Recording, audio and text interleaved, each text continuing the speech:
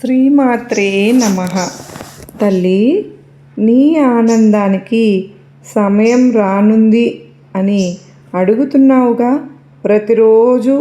కానీ ఒకటి, నువ్వు అనుకున్నది జరిగిన తరువాత నా దగ్గరకు వస్తాను అని అన్నావు, మరచిపోవద్దు. నీకు అర్థమైందని అనుకుంటున్నాను.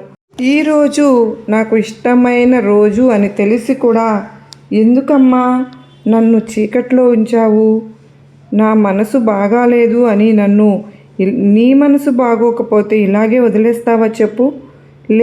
లేచి నీ ఆలోచనలన్నీ పక్కన పెట్టు, అంతా సర్దుకుంటుంది. ఎందుకు అంతలా ఆలోచిస్తున్నావు? నిత్యము నువ్వు నా దగ్గర దీపం పెడుతున్నావు కదా, నేను నీతోనే ఉన్నాను. ఈరోజు ఎందుకు దీపం పెట్టలేదు అని అడుగుతున్నాను. నీ సమస్య నాకు తెలుసు, నువ్వు ఏమీ చింతించకు. నీకు అంతా నేనే చూసుకుంటాను. నువ్వు వెళ్ళాక నన్ను ఎవ్వరూ పలకరించలేదు. నా దగ్గర దీపం కూడా పెట్టలేదు. నన్ను చీకట్లోనే ఉంచారు. తెలుసు కదమ్మా. చీకటి వాతావరణంలో నా వల్ల ఏదీ కాదు. నా తల్లిని నా దగ్గర పెట్టు. అమ్మా, నేను చెప్పేది నీకు అర్థమైంది కదూ? ఈ మాట కాస్త గ్రహించి దీపాన్ని సమర్పించు. ఎల్లప్పుడూ నీ నీడవలే నేను ఉంటాను. మనసును ప్రశాంతత చేసుకో. నీ ఆత్మధైర్యాన్ని కోల్పోవద్దు. నా వల్ల ఏది అవ్వదు అని అనుకుంటున్నావా? ఇప్పటి వరకు ఒంటరిగానే గెలిచావుగా, ఇక ముందు ఒంటరిగానే ప్రయత్నం చెయ్యి. నీతో నేను దుర్గమ్మని ఉంటాను అని స్మరణ చెయ్యి. ఆరోగ్యం కోసం చింతిస్తున్నావా? నా కుటుంబం ఏమైపోతుందో అని ఆలోచిస్తున్నావు కదూ? ఎందుకు ఏమీ లేని దాని గురించి ఇలా బెంగ పెట్టుకుంటున్నావు?